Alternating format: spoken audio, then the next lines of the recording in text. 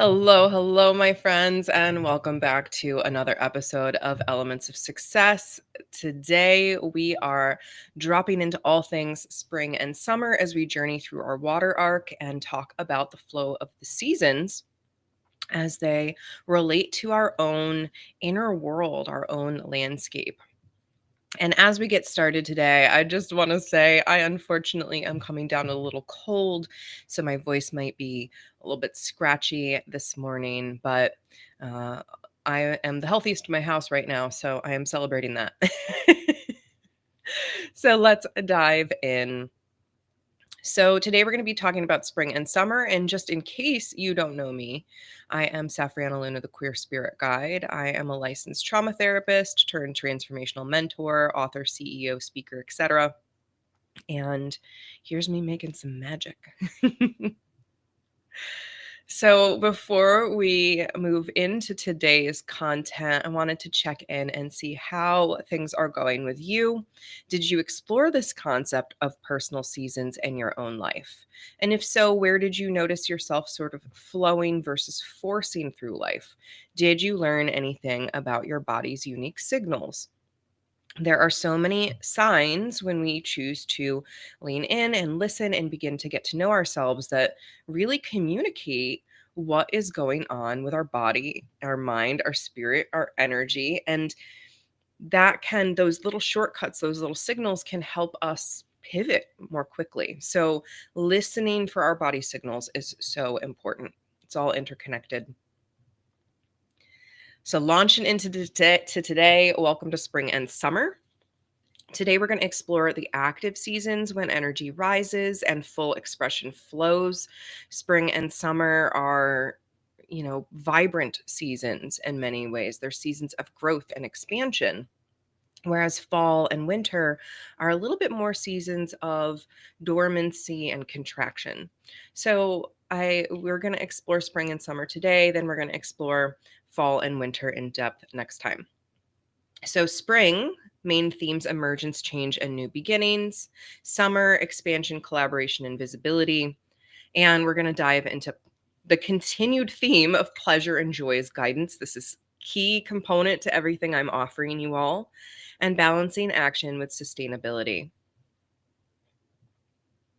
We joked today that we were going to have a little screen I could put up that said, like, one moment, please, with like a big error sign or something so I could cough my lungs out if needed, but hopefully we'll get through just fine. So, as a reminder, your personal seasons exist within Earth's larger cycles, though they may vary. So, what I want to remind you of there is you might be in a personal spring with a particular project of yours, but outside it's really winter. I had a great conversation literally yesterday morning with somebody, and we were talking about how she really feels energized at wintertime. For some reason, wintertime is when she gets her best ideas and she feels really excited to do some work. But in summer, she doesn't feel that way at all. She wants to actually be doing more rest and play in her summer season. So, this is where it's like noticing how you are impacted by Earth seasons and the way you go through your own flows. Notice how the current season outside affects your current energy. Use the solstices and equinoxes as touch points. This is, I have a series I host with my dear friend, Dr. Melissa Bird. Call it Seasonal Shenanigans, where we celebrate all 8 Wheel of the Year holidays, including the solstices and equinoxes. But anyone can use these as touch points to notice the seasonal transitions outside and to really deliberately check in. And of course, spending time outside when you can, especially during active seasons, is really important. But it is essential we get sunlight all year. So if you can't get your sunlight, please get your vitamin D. PSA, it's wintertime. Please go take your vitamin D. That's why we have so much seasonal affective or depression in winter, is because of the lack of sunlight.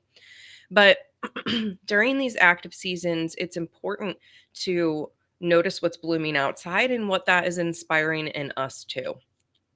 And where possible, how can you align some of your work with Earth's rhythms? Because you're not separate from the Earth. Her seasons live and inform your body, live in and inform your body.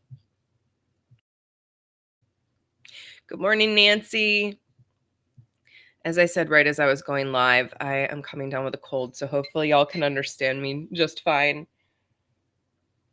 So let's talk about spring specifically.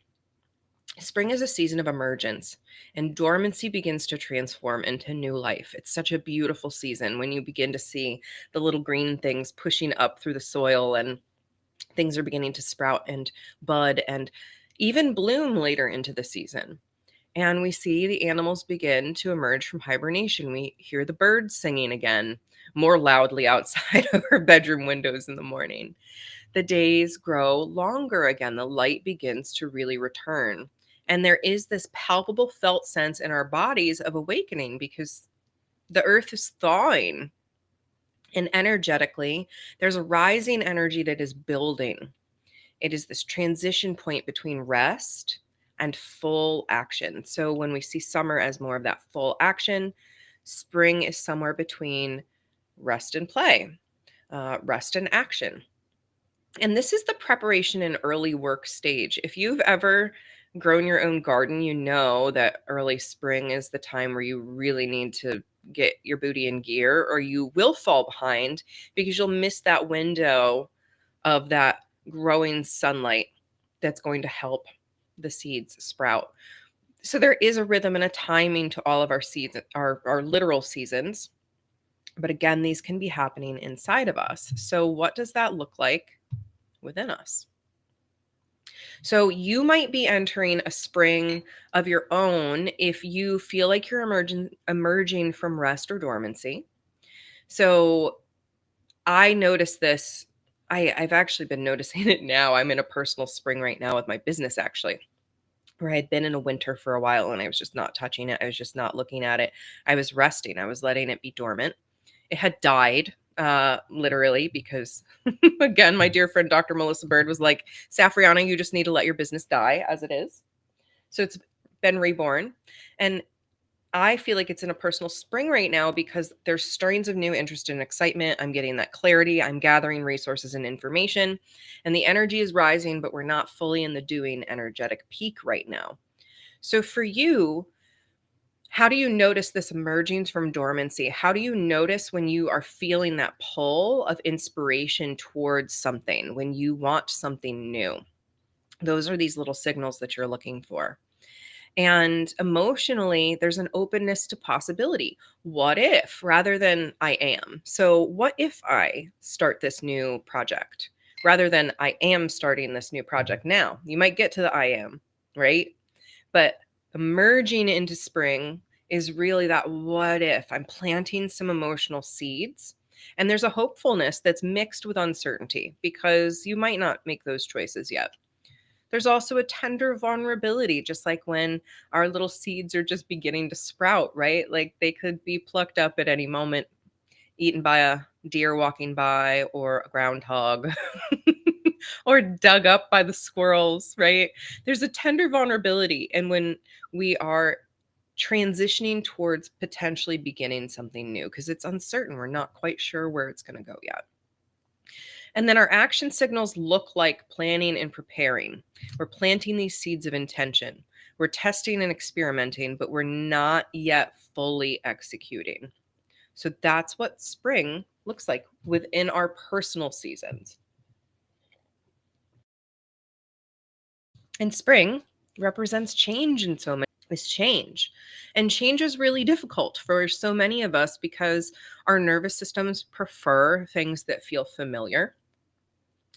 And that just, I mean, it makes sense. That's survival mechanisms. That's how we're hardwired. So there's no shame in it. But change means letting go of what was. And we really fear letting go of the familiar and what we know. Uncertainty activates that survival response. And if you've ever survived a trauma, your uncertainty is going to probably be even more sensitive. Again, no shame, no blame, but we need to know how our nervous systems respond to things. And we might feel fear, failure, or disappointment. We might fear something happening that we're going to be ashamed or embarrassed by. And so change can feel challenging. But spring is really here to support change. It's here to support the growth because everything in nature is changing. You are not alone in this cycle. You are not alone in being a part of a cycle.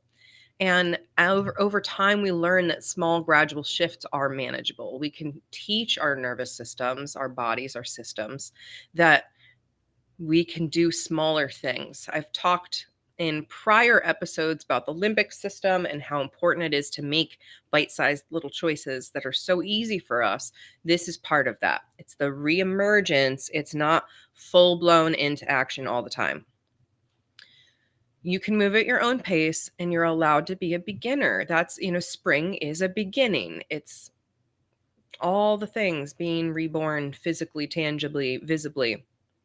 So, everything's a beginner at this point. All the seeds are starting fresh. So my invitation to you is to welcome the stirring of something new without demanding to know exactly how it's going to unfold. And that can be hard. But this is one of our big human challenges that we get to work with is being okay with uncertainty. Growth mindset is also something that I associate with spring.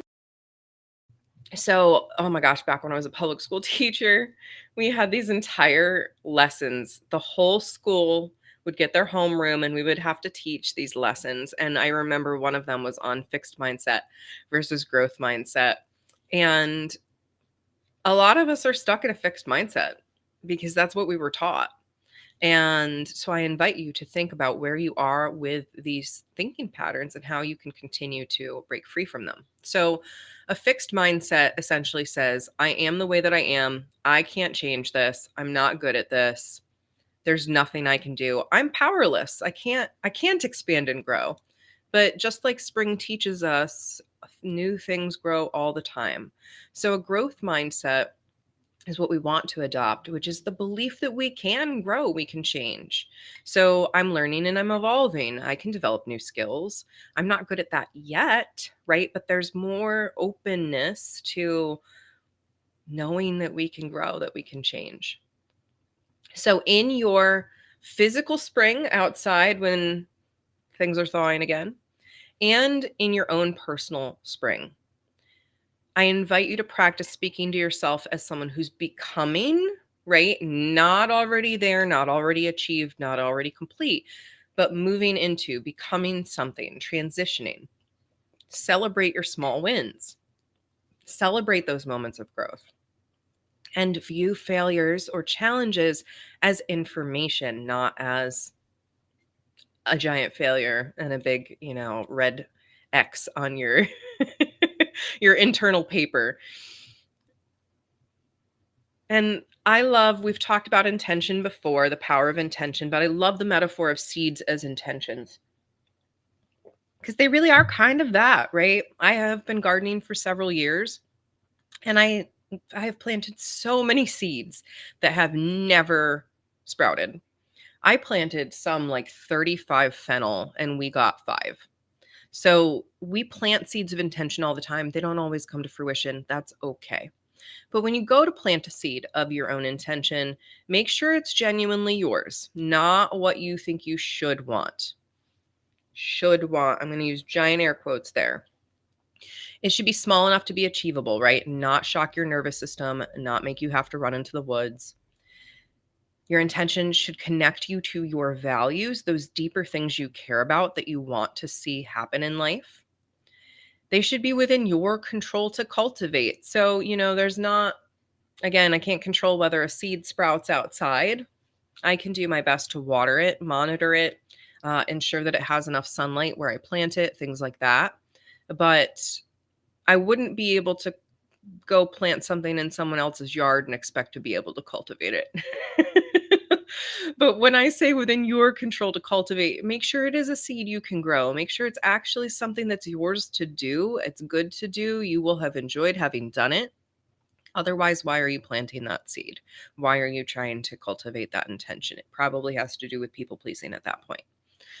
So, how to plant these seeds of intention?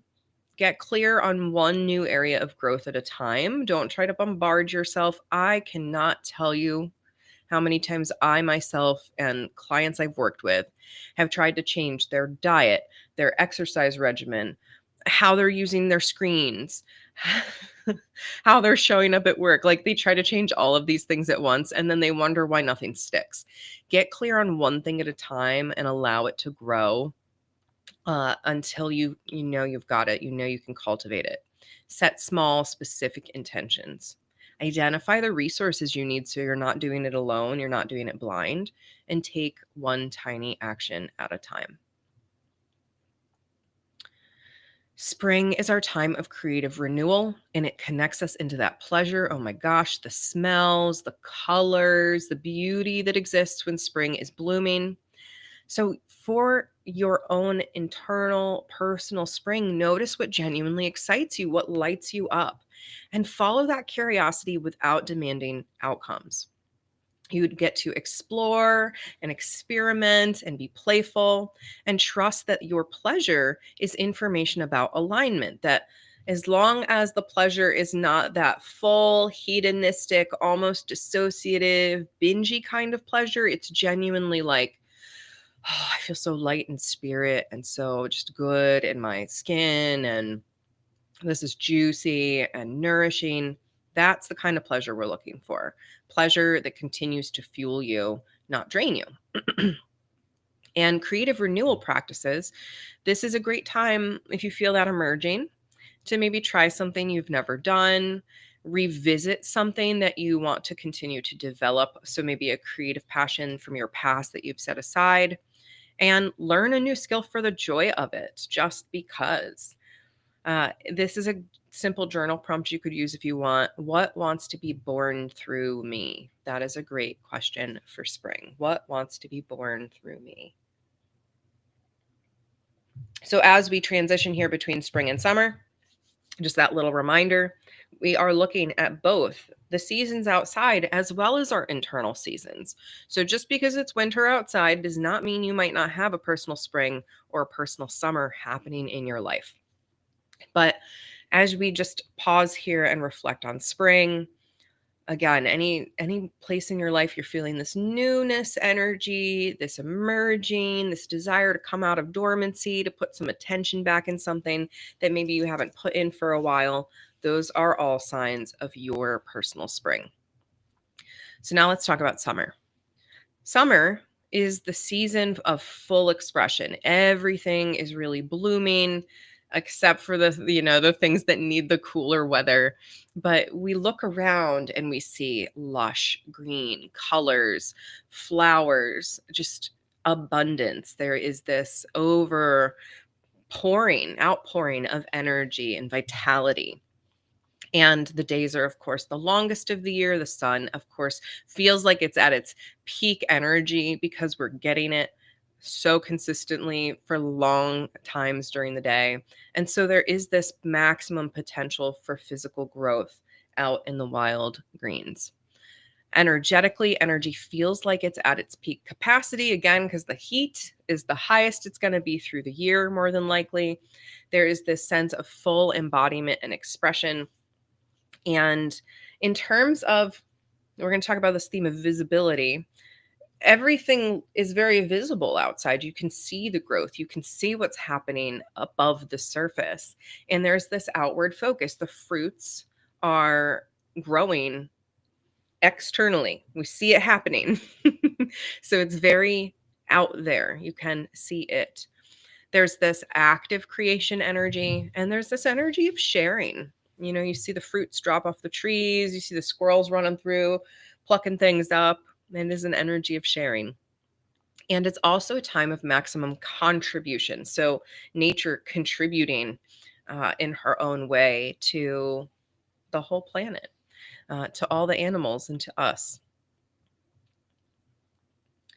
Personally, and oh my gosh, I love all of these capybara graphics that Justin put in. Signs you're in summer. Energized and capable. You are feeling that buzz of like, ooh, I am so excited to do this. I am feeling the joy, the pleasure. There's this active creation, this active expression. So we talked about how maybe in spring the project is emerging. You're like, what if I do this?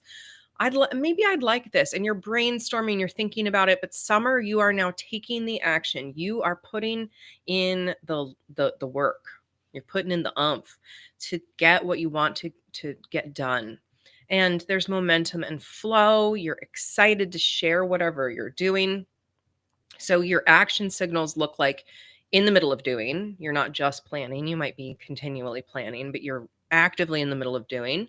You are showing up consistently. You are sharing these gifts publicly. I'm going to say a little bit about that in a bit. Just visibility doesn't have to look the same for all of us, but you are sharing your gifts, collaborating with others.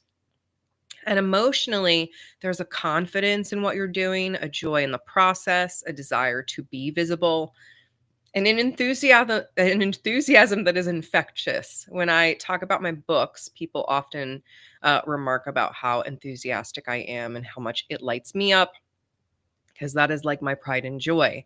I have all of these emotional signals of summer when it comes to sharing my writing work. So think about that. Where are you really confident? What brings you joy? What activities bring about your own personal summer?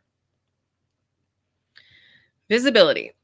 So visibility is challenging because we fear judgment or criticism. We fear that we're not good enough. Past experiences have made us feel unsafe, and others, of course, are going to have their opinions. So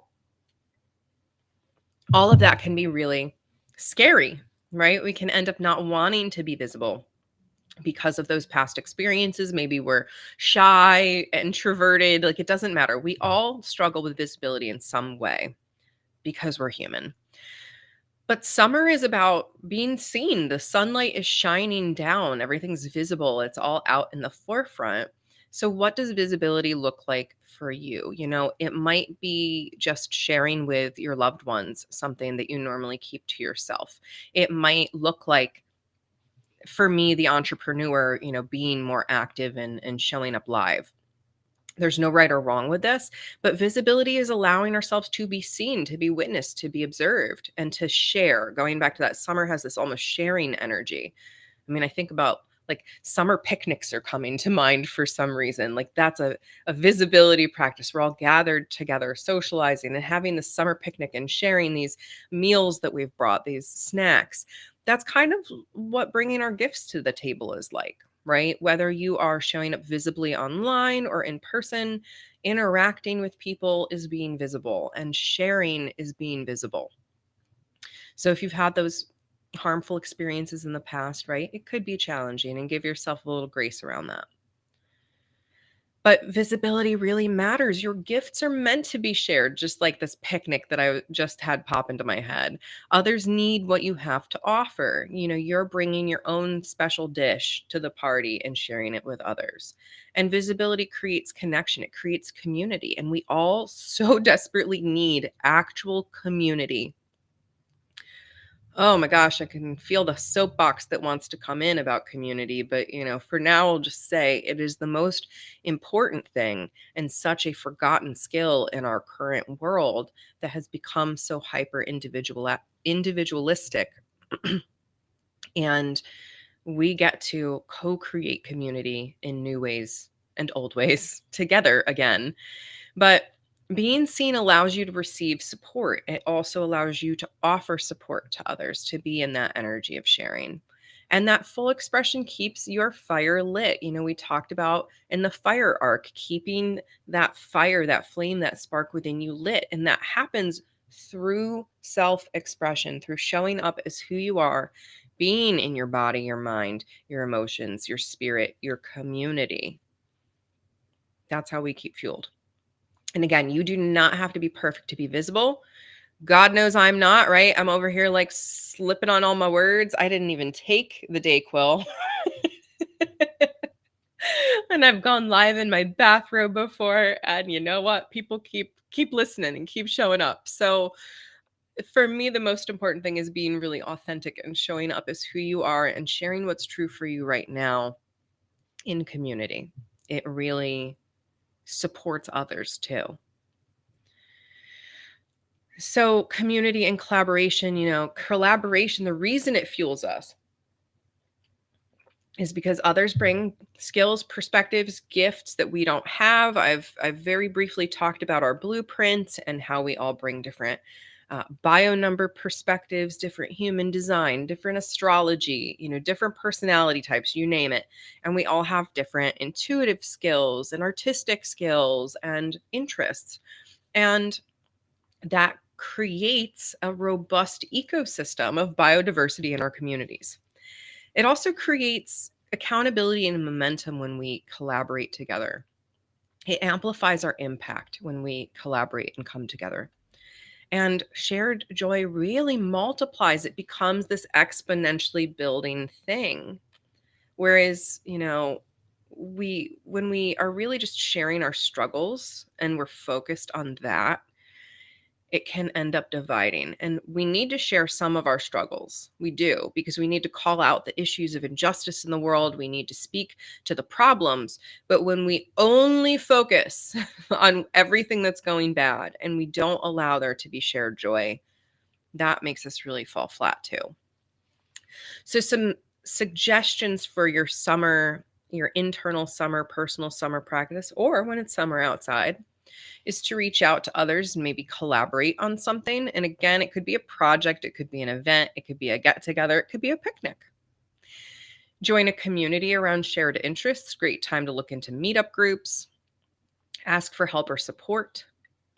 Celebrate other successes too, right? We're celebrating our success, but also others. And remember that community is your strength. Again, when there's trauma and all the things that many of us have been through, it can be challenging to lean back into community. But I've seen again and again that the more we open ourselves to it, we get really honest, we're willing to be vulnerable, we're willing to be visible, that we find our communities. So celebrating growth, gratitude is something I very much associate with fall. And that is in part, of course, because there's so many traditional US holidays around that time. But it's more than that. Fall is very much the harvest time. But summer is the growth. Summer is the expansion. And we need some celebration in there. Celebration is so important because without it, we burn out before we reach the next milestone because we're not allowing ourselves to win. We're not allowing ourselves to be in the joy of what we've accomplished. We miss the joy that's available to us right now. And if you've talked to anybody who's accomplished a big thing, I bet you they'll say that the journey along the path was more important than getting to the end goal. I know for me, the process of writing, editing, and refining my books is so much more, what's the word I'm looking for? Like nourishing and joy giving and pleasure giving than when I hit the publish button. When I hit the publish button, sometimes it's almost like womp womp, right? Like, oh, it's over. I'm not writing this book anymore. I enjoy the writing process. That really lights me up. So the joy is along the way for me. It's not in completing the book and putting it out in the world, it's the writing. So think about that for you too. What projects do you do? What work do you do? How do you show up in a way that gives you that joy and you enjoy the journey that you're on, not just the rush to get to that end goal? Because that's what a lot of society teaches us, is to rush to that end goal. And if we don't celebrate, we lose connection to why we started what we're doing in the first place. So, how do we celebrate? Well, first we just pause and we acknowledge, like, look at what I did, look at what I created, look at what I'm co-creating. Share your wins with people who celebrate you, document your growth, and let yourself feel the pride in the work that you've put out there in the world. So, my invitation to you right now is to celebrate your blooming right now. Where are you growing right now? For me, I'm really growing in asking people for feedback, and that deserves to be celebrated. There's no right or wrong with what we can celebrate and what we're growing. So joy and pleasure, like I said, coming right back here because this is like the key theme I think of this whole framework, is joy and pleasure are some of the most important signals that we can listen to. And I see these as sort of our summer medicine. Pleasure is guidance. It tells us what genuinely fills us up, what makes us feel most alive. It helps us really feel into those flow states and know what those are like and what creates them. Pleasure is information about our alignment. End of story. If something feels good, it's giving us information about alignment. Now, of course, this has to go through our value systems. Again, I mentioned today, not this like hedonistic blind pleasure where we may actually be harming ourselves, we may be harming others, but genuinely soul rooted pleasure that lights us up, enlivens our spirit, and makes us feel like, wow, more of that, please. Like, this is the path I'm on, and that's great. Like, that's what we want to be looking for. We want joy practices. We want to do things just because they delight us, just because they make us happy. Spend time with people who make us laugh and smile. Engage in our senses fully. There's so many sensory delights in the world: soft fabrics, good smells, delicious tastes, beautiful music, nature. Oh my gosh, just looking at nature and how wonderful it is. Engaging our senses fully brings about pleasure and joy. So, really allow yourself that sensuality of life. And of course, moving your body in ways that feel good. This is one of my key things that you will never hear me say, you must go exercise. We really need to move our bodies though. But the key is doing it in a way that lights us up. And for me, that's dancing in my socks in the kitchen. So, what is it for you? Is it taking a hike? Is it lifting weights? Is it dancing? Is it going to social dance? Is it going to a Zumba class, right? What feels good for you, and create space for play no matter what you're doing, because it is of the utmost importance. The trap of summer though, and this is society, is the trap of summer. I've talked a bit about artificial summer and the idea that we can be productive all the time. That is imperialist capitalism. That is not nature. The trap of summer and the mistake that we make is thinking we can go full speed indefinitely and that we can ignore signs of depletion. I think about our soil outside and how about halfway through the summer this year, I really went, oh, we needed more fertilizer. It really needed some more robust nutrition because it's looking a little depleted in some spots. We are like that too. We need rest and nourishment and sunlight and all the things to keep growing. But eventually we go back towards dormancy. We will become depleted just as plants die. So we can't ignore that and keep pushing, or we go into full-blown burnout. We can make the mistake of saying yes to everything because we think we have to show up for everything. And we can forget that summer still requires rest, right? The sun goes down in the summer. It does. It's out for a lot longer, but it still goes down, still needs rest. The plants still go into their, other phases overnight, where actually like all kinds of things are happening inside of them in their rest. Rest is important. So don't get trapped in this idea of artificial summer and believe that you have to be on all the time. That's why there's 4 seasons. That's why this framework reminds us that it's not all the same all the time. Oh my God, look at this capybara. So, how do we sustain summer energy? How do we actually maintain what we're doing without burning out? Well, daily rest, making sure we're building in daily rest practices, checking in with ourselves. How am I actually feeling? Saying no to things that don't align. So I have been challenging everyone I know to say no more because we say yes to almost everything. Like, it is practically second nature to many of us to just be like, yeah, of course. But we need to say no to more. We need to know that our energy does have a limit and we need our rest. And pacing like a marathon, not a sprint, right? When we think about these being in summer and taking action, you're in the midst of doing a project. You are ideally not sprinting to try and cram all of that project in. I say that, as a person who's written several books in like a matter of a week or 3 days. But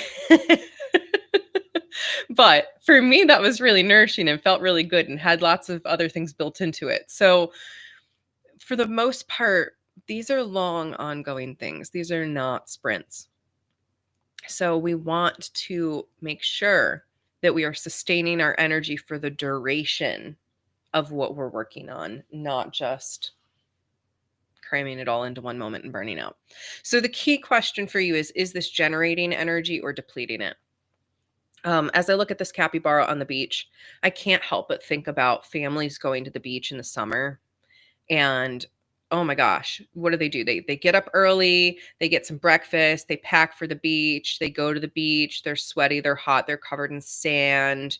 The kids are cranky. They go out for like a late lunch, dinner. They're still covered in sand and ocean water and sweat, and the kids are crabby and miserable. And then they go out mini golfing afterwards, and then they go see a movie, and then the kids are absolutely miserable by the time they get home to the hotel for the night. That's kind of how we treat summer all the time. Is like, let me pack in as much activity as I possibly can, whether literally tangibly summer or our own personal summer. We just try and cram in as much activity as we can, and then we wonder why we're exhausted. So pace yourself. All right, let's meditate.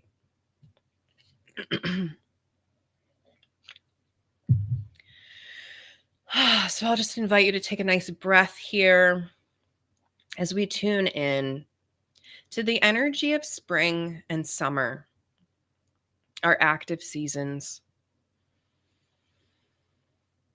As you inhale, perhaps you imagine this inhale like a gentle spring or summer breeze. The exhale, just as soft, maybe like a wave receding. Playing with the imagery of spring and summer in your mind's eye, in your body, in your spirit here. As we allow the breath to bloom and grow. Taking in energy, feeling that fuel.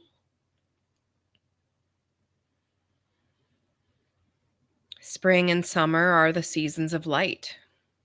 They're the seasons where the light is growing, where the light is at its peak.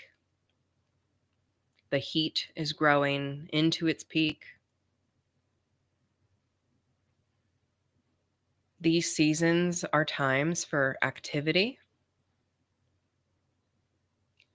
for growth and expansion. These seasons are times for play and pleasure and joy. So I invite you to imagine yourself walking through a nature scene here in mid-spring as everything is blooming. The green is reappearing after the dormancy of winter. As you walk and breathe, you can smell the flowers, that scent of moist earth.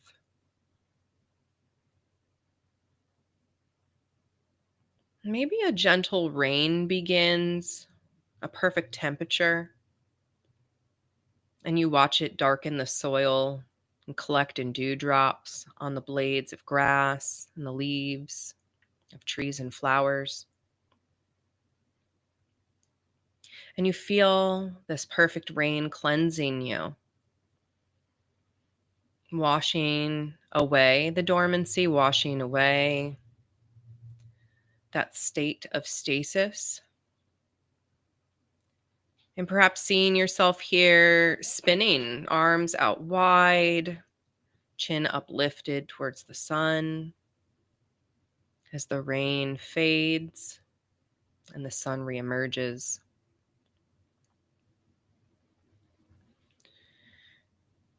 And the world blooms all the more, the flowers growing, the green deepening. As you see this miraculous transition into summer, the sun even brighter, hotter, seemingly higher. Notice all of the colors of lush flowers fully blooming, trees budding their fruits, showcasing their gorgeous flowers.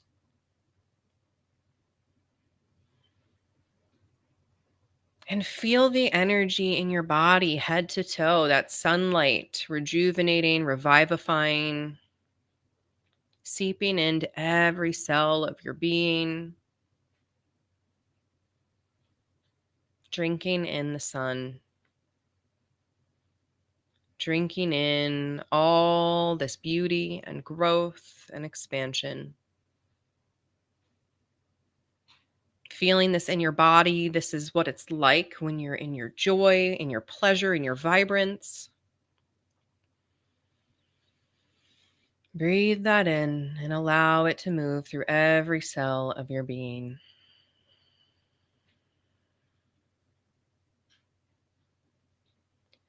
And maybe there's a symbol here. Maybe there's a particular flower that calls to you or a leaf from a tree, but just taking stock of this spring summer scene and seeing if there's a symbol that you'd like to take with you, a seed you'd like to plant in your heart that represents this new relationship that you plan to have with your own internal and external seasons. And if there is a symbol for you, just allow that to mesh into your heart space, almost as if you're plucking it up, pressing it to your chest, and feeling it plant deep within your heart. You get to be in beautiful relationship with Mother Nature and her seasons. You get to celebrate the joys of the reemergence of spring, celebrate your reemergence of ideas and energy after times of dormancy. You get to embrace the light, the joy and pleasure, that which you are aligned with, that which lights your spirit up. You get to claim these and carry them with you through life. Breathe it all in, allowing it to seep into every cell of your being. Mother Nature supports and guides you inside and outside through her symbolism, through her cycles, through her journey reflected in your own. Feeling this connection to the earth, feeling your own seeds planted, gently releasing this practice and coming back into the present moment, blinking the eyes open if they were closed, and taking some moments to look around your space. Little no tiger twist.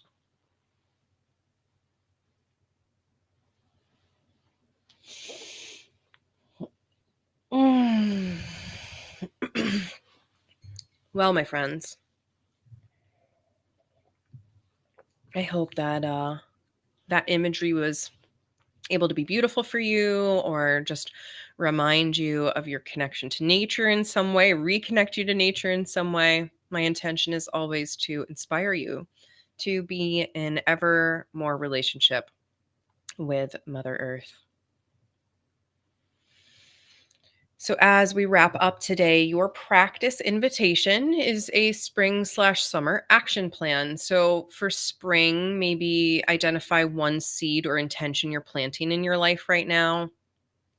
So, again, we have a season for every season happening in our lives at every given time. That's just the nature of us. But what is a seed you're planting right now? What resources do you need? Actually, name those. Set one small action for this week to move you in that direction and connect to what excites you and why it excites you. And for summer, things that you're in summer with, acknowledge what you're in the midst of creating. Identify a way that you can be more visible or more collaborative. Schedule some celebrations of your growth, or don't even schedule it, just celebrate it right here, right now. Choose one pleasure practice to sustain your energy. Give yourself the full permission to do what lights you up and what sustains you and what builds your own fire back up. And check in, is this generating or depleting my energy? Just paying attention, more noticing. That's always my invitation, right?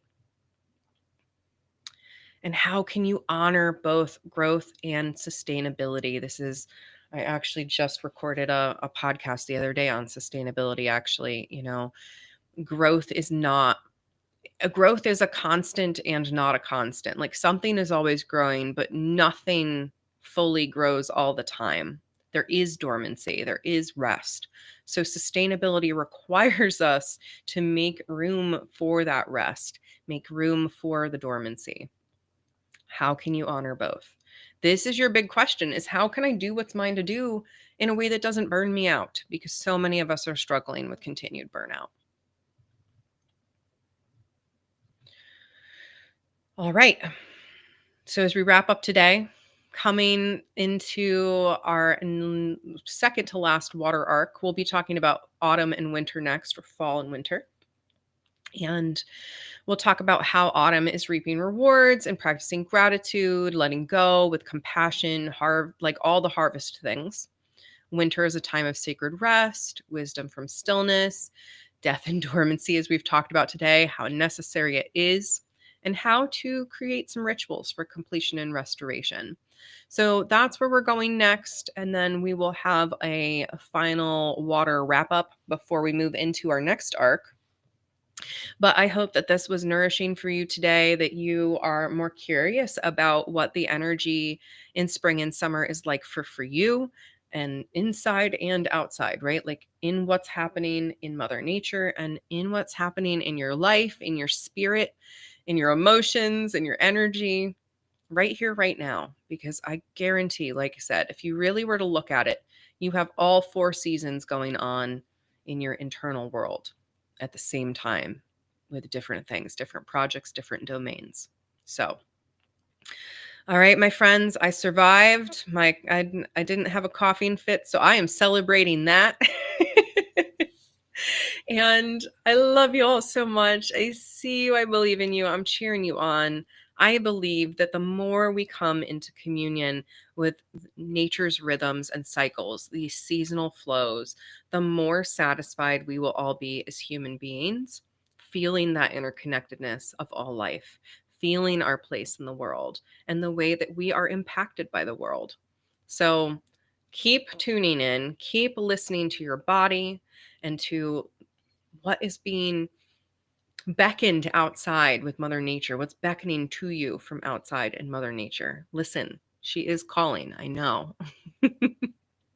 So until next time, my friends, I'm Safrianna Lughna, the Queer Spirit Guide. As always, thanks to Amy and Nancy for sponsoring the show. Love you all so much. Talk more soon.